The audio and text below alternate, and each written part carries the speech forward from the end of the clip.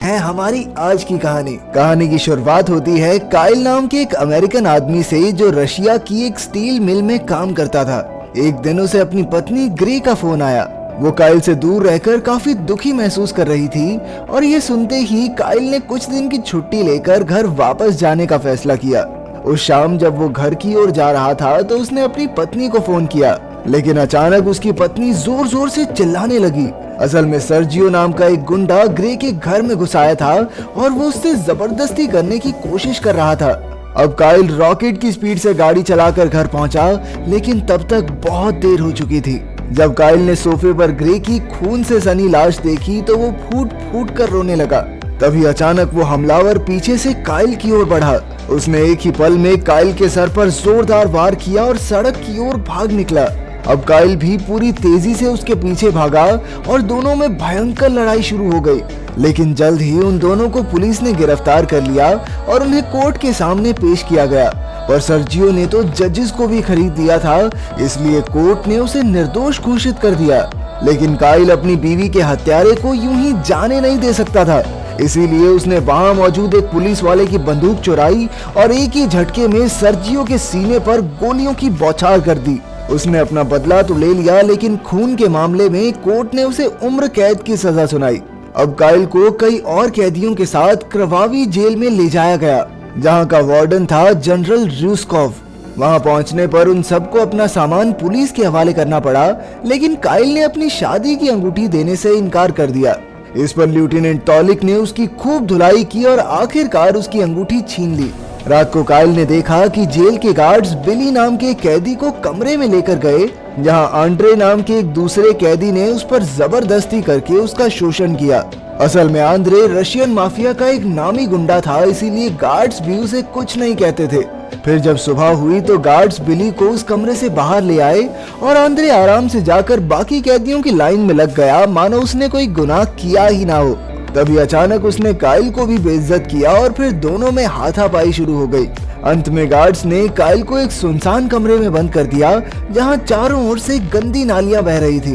वहां कुछ दिन बिताने के बाद काइल जिंदगी से तंग आ चुका था, लेकिन अचानक उसे वो हसीन पल याद आए जो उसने अपनी पत्नी के साथ गुजारे थे, और एक बार फिर से उसमें जीने की इच्छा जाग उठी। कुछ दिन बाद काइल को एक दूसरे कमरे में भेजा गया, जहां उसे कैदी नंबर 451 के साथ रहना था। 451 अपने साथ रहने वाले पिछले 3 कैदियों को मार चुका था। काइल इस बात को सुनकर थोड़ा घबरा गया, लेकिन उसने कुछ कहा नहीं। फिर एक दिन काइल का साला उससे मिलने आया और उसने कहा भी कि आप चिंता मत करना, मैं आपको यहाँ से निकालने की पूरी कोशिश कर रहा हूँ।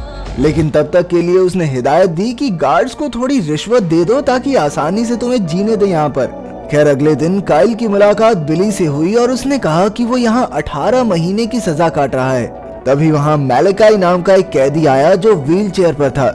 उसने काइल को बताया कि कैसे यहाँ कई कैदियों ने अपनी गैंग्स बना रखी हैं और रशियन माफिया का भी इस जेल में काफी दबदबा है। खैर जैसे जैसे समय बीता काइल वहाँ की जिंदगी में ढल गया।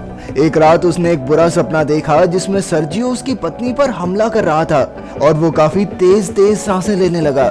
इससे कैदी 451 को बहुत गुस्सा आ गया और उसने गुस्से में काइल का गला ही दबा दिया। काइल घबरा गया और उसने अगले दिन गार्ड्स को रिश्वत देकर अपना कमरा बदलवाने की कोशिश की, लेकिन वो अमेरिकन था, इसीलिए गार्ड्स ने उससे और ज्यादा पैसे मांगे। खैर कुछ दिन बाद जेल में फाइटिंग के मुकाबले करवाए गए। मैलेकाई ने काइल को बताया कि जनरल रूस्कोव इन मुकाबलों में सट्टा लगाकर काफी पैसे कमाता है। फिर मुकाबला शुरू हुआ और आंद्रे ने अपने विरोधी को कुछ ही पलों में ढेर कर दिया। फिर कुछ दिन बाद सभी कैदियों को मजदूरी के लिए ले जाया गया, जहां रशियन गैंग के गुंडों ने काइल को फंसाने का प्लान बनाया। उन्होंने काइल पर उन्हें अंग्रेजी में गालियां देने का इल्जाम लगाया। ये सुनकर गार्ड्स ने उन्हें अपना बदला लेने की इजाजत दे दी और फिर सभी गुंडों ने मिलकर काइल को बहुत पीटा। इसके बाद गार्ड्स ने एक बार फिर उसे गंदी नाली वाले कमरे में कैद कर दिया। यहाँ उसे साथ के कमरे से अजीबोगरीब आवाजें सुनाई देने लगी, पर अब काइल दीवारें पीटने के सिवा और कुछ नहीं कर सकता था। पूरे 1 महीने बाद काइल को यहाँ से बाहर निकाला गया और अब वो एकदम बदल चुका था। उसके बाल और दाढ़ी काफी बढ़ गई थी। कुछ ही दिनों में जेल का माहौल बिगड़ने लगा, क्योंकि कैदी अक्सर लड़ाई करके एक दूसरे को मारने लगे थे। फिर एक दिन जब वो मजदूरी कर रहे थे तो अचानक वहाँ गार्ड्स पर बम से हमला हो गया। इसी मौके का फायदा उठाकर बिली अपने एक साथी के साथ भाग निकला, लेकिन पीछे से गार्ड्स ने उसके साथी को गोली मार दी और बिली को फिर से पकड़ लिया। उधर काइल को आंद्रे और उसकी गैंग अक्सर परेशान करते थे, इसीलिए उसने जमकर कसरत करनी शुरू कर दी। इसके बाद अगले मुकाबले में काइल का सामना आंद्रे से हुआ। आंद्रे उससे काफी ताकतवर था, इसलिए वो काइल को भिगो भिगो कर पीटने लगा। लेकिन जल्द ही काइल की कड़ी मेहनत ने रंग दिखाया और उसने अचानक से आंद्रे की गर्दन कुछ इस तरह मोड़ी कि उसकी मौके पर ही मौत हो गई।